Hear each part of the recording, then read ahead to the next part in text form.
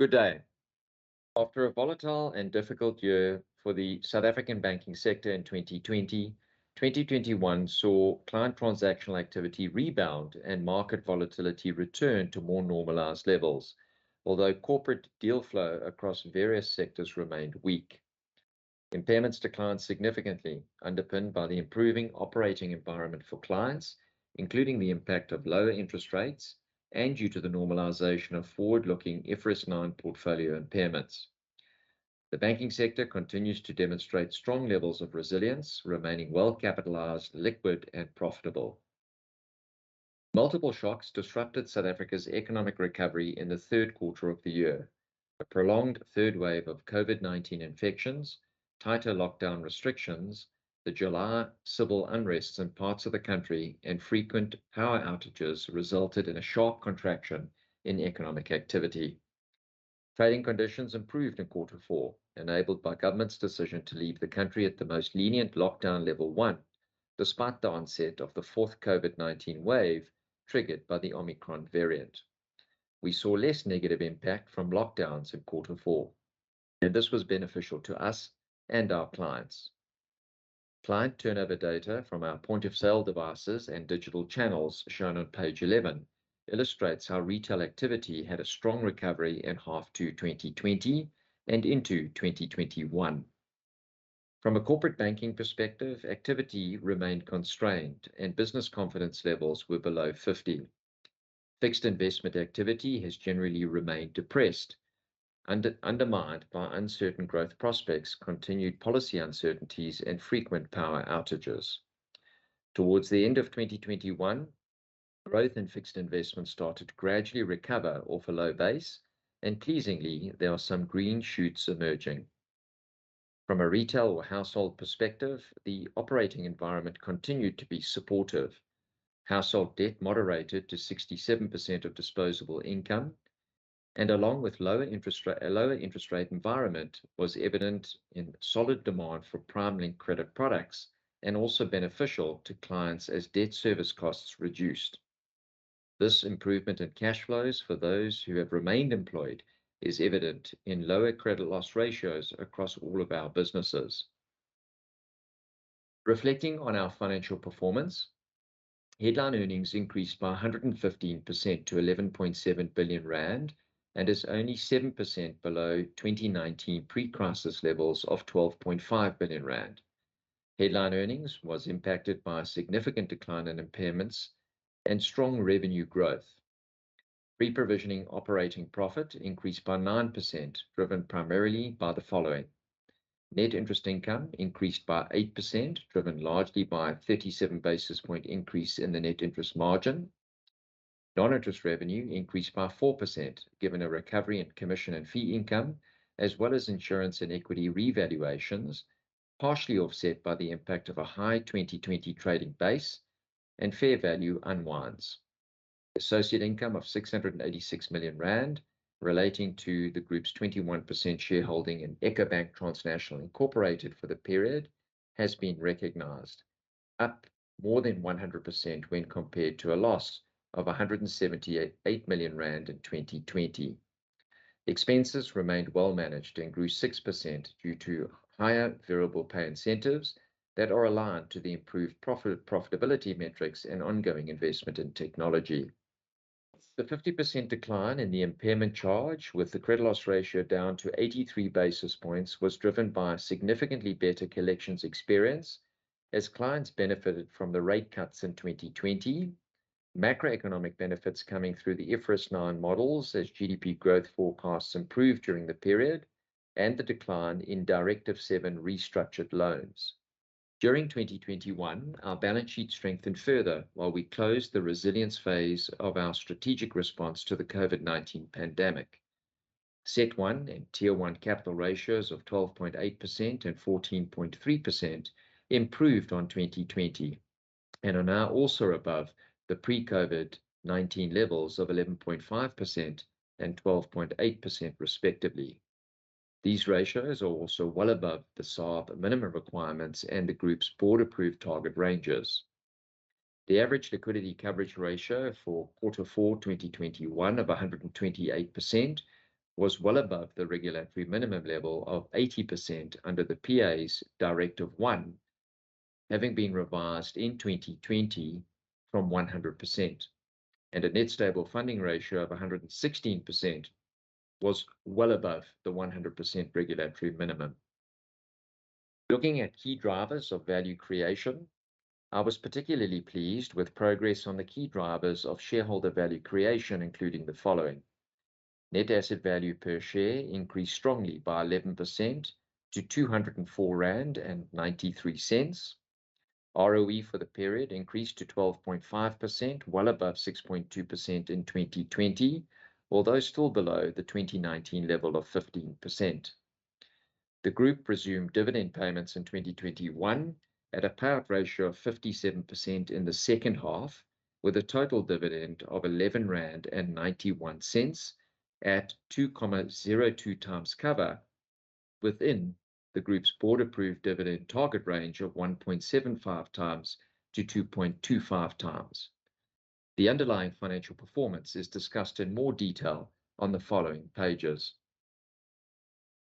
Turning to the financial outlook of the short, medium, and long term, our guidance on financial performance for the full year 2022 in a global and domestic macroeconomic environment with high forecast risk and uncertainty, and based on our current economic forecasts, is that we will see a continued recovery in both net interest income and non-interest revenue, leading to positive revenue growth. A credit loss ratio that is expected to be within the top half of our through-the-cycle target range of 60 basis points to 100 basis points, and expense growth above mid-single digits. DHEPS is expected to exceed the R25.65 per share. Dividends, subject to board deliberations, are likely to be declared within our target range of 1.75 to 2.25 times cover. We are on track to meet our medium-term targets set for the end of 2023. Pleasingly, we now expect to meet the DHEPS target in 2022, a year ahead of our previous expectations. We continue to focus on achieving an ROE greater than the 2019 ROE level of 15% and reducing our cost-to-income ratio to below 54%. Meeting these targets will be supported by our strategy that seeks to create value by growing revenue and increasing levels of productivity, both enabled strongly by technology, while maintaining world-class risk and capital management metrics. In the longer term, we aim to increase our ROE to greater than 18%, or cost of equity plus 3 to 4%, and reduce our cost-to-income ratio to below 50%.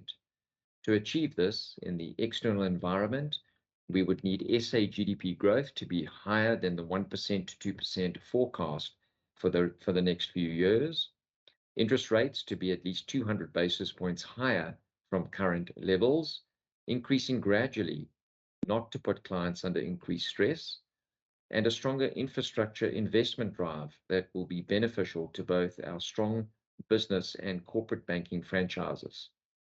Internally, we need to execute on our strategy by delivering on our SPT, or Strategic Portfolio Till 2, and TOM, or Target Operating Model 2 objectives, in part through leveraging our investments in technology and retaining our credit loss ratio within our through-the-cycle target range. Shareholders are advised that all guidance is based on organic earnings and our latest macroeconomic outlook, and has not been reviewed or reported on by the group's joint auditors. As part of 2021, we considered two significant accounting matters. As a consequence of the adverse macroeconomic environment and the decrease in COVID-19 and macro-related judgmental post-model adjustments or overlays, the assessment of impairments continues to be a significant accounting matter.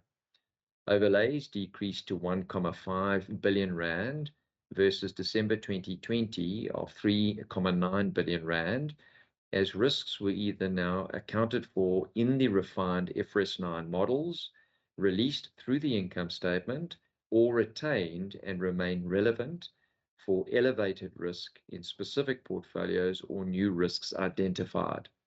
Overall coverage increased from 3.25% of total loans and advances at December 2020 to 3.32% at December 2021, reflecting prudent credit risk management.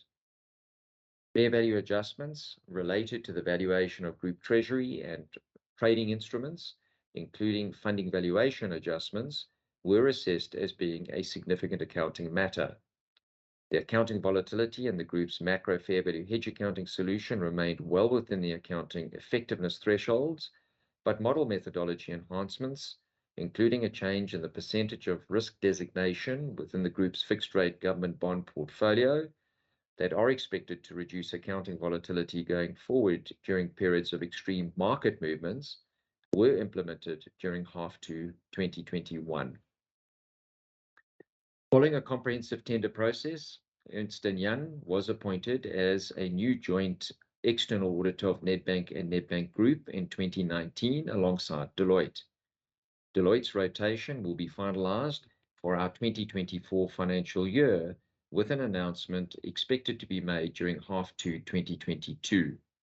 This is in line with the rule on mandatory audit firm rotation of the Independent Regulatory Board of Auditors, effective from 1 April 2023, requiring that if a firm has served as an appointed auditor for 10 or more consecutive financial years before the financial year commencing on or after 1 April 2023, the audit firm may not accept reappointment as auditor. Some shareholders early adopt mandatory audit firm rotation principles in their proxy voting.